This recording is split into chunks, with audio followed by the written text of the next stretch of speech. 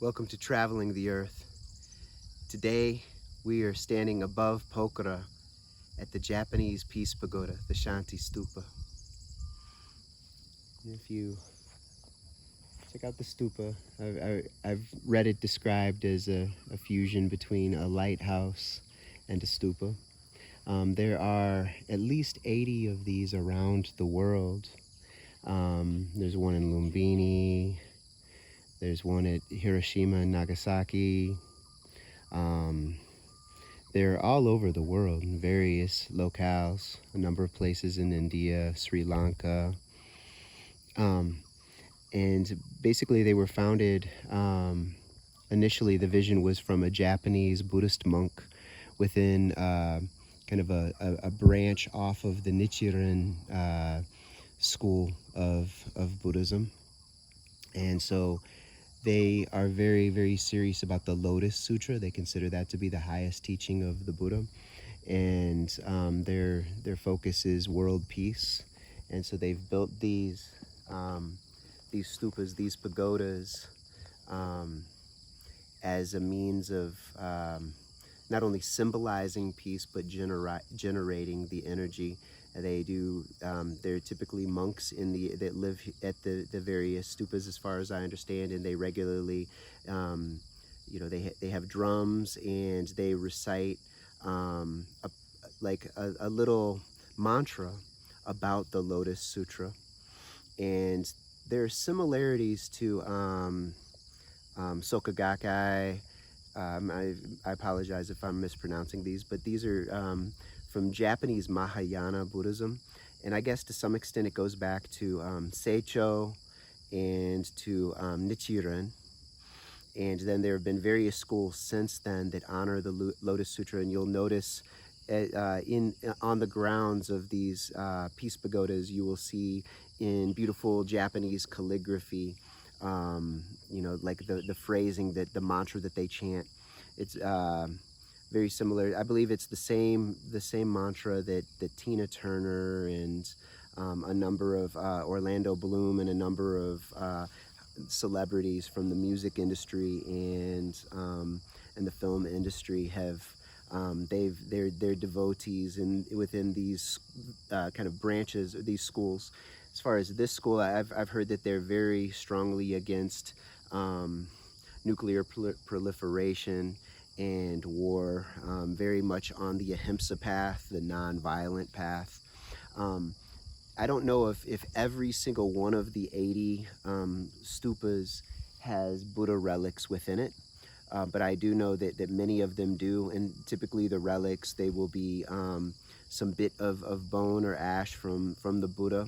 But I think because they go back to the original 8 stupas after the Buddha had passed away and then was cremated, and then his remains were divided up and they built stupas around northern India and Nepal. And then later Emperor Ashoka opened up 7 of the 8 and took out the relics and then divided them up and built stupas, extensively throughout his imperial holdings. And I think what they do is then they take the relics, and maybe it's sort of like homeopathy, where then they break them down into smaller component parts. I don't know if maybe they use water in it. Maybe somebody in the comments can explain how the relics are further divided to spread out, because you can go many places around the world and find the relics. So anyway, this is a fascinating place. It's at a beautiful location here on a ridge overlooking Fua Lake, and if the clouds were not obscuring them, some of the most massive peaks in the world are here. The Annapurna Range is visible, the Dholagiri Range is visible, which are parts of the Himalayan mountains. So we've got, I believe, dozens of mountains that are above 23,000 feet tall within maybe 25 to 50 miles from here. And this is one of the best viewing points in the entire Pokhara region, which is big on various outdoor activities, not only trekking but paragliding and bungee jumping, boating, cycling, motorcycle rides, etc. So this area is above a ridge looking down at Pokhara. You can also see, and this has one of the best panoramic views in the Pokhara area. I believe for a bang in your face Himalayan experience, they say that Sarankot, you know, the mountains seem like you can reach out and touch them. We were there earlier this morning, but it was too cloudy, too hazy. Although it was quite beautiful, you know, the lush green hills, it was not. We couldn't see any of the big peaks. You could sort of see hints that maybe they were lurking in the background, but they haven't popped out quite yet.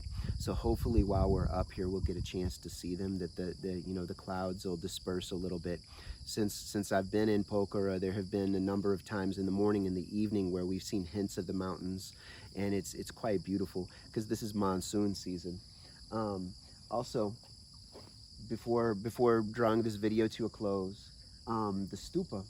There are 4 statues that are facing the 4 cardinal directions, and each of the statues is from a different area of the world and symbolizes a different period of the Buddha's life, is my understanding. I believe one of the statues is from Sri Lanka, one is from Thailand, and I'm not sure about the rest. Maybe one is from Myanmar, Burma.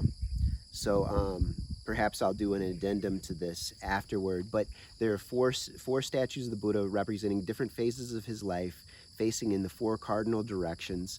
This is from Mahayana Buddhism.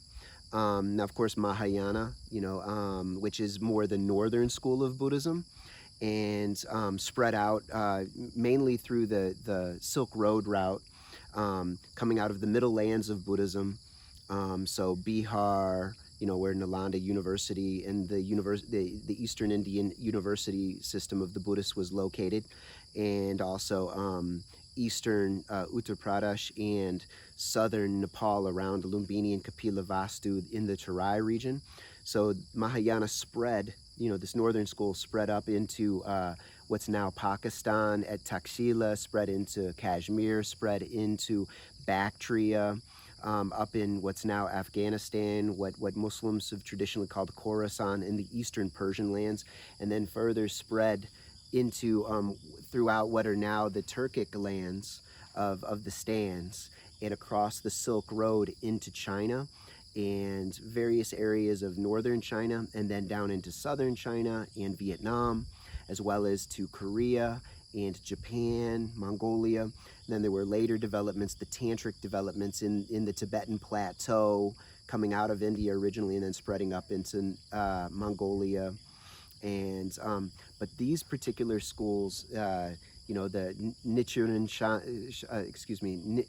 the Nichiren school, and the school that developed, you know, here, this is developed out of a later expression of Japanese Mahayana Buddhism, I believe, like influenced by the Tendai school, you know, Seicho. So it had a bit of a tantric influence, but it was still generally, it was more Mantrayana, you know, like focusing on mantra, you know, what in the Islamic world would be called dhikr, you know, like the, you know, vocal recitation, although I believe there can be a silent recitation within the heart as well.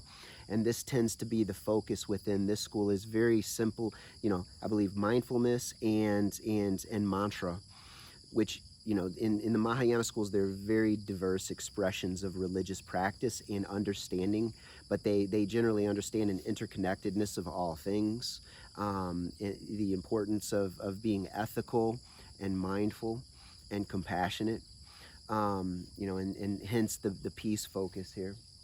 So anyway, there are other elements that are interesting that we can discuss in a further video, but I just wanted to give a brief overview of what I know. Now I'm not a scholar in Buddhist studies, so there is, and it would take an entire lifetime to even scratch the surface of Buddhist studies because it's so sophisticated and complex.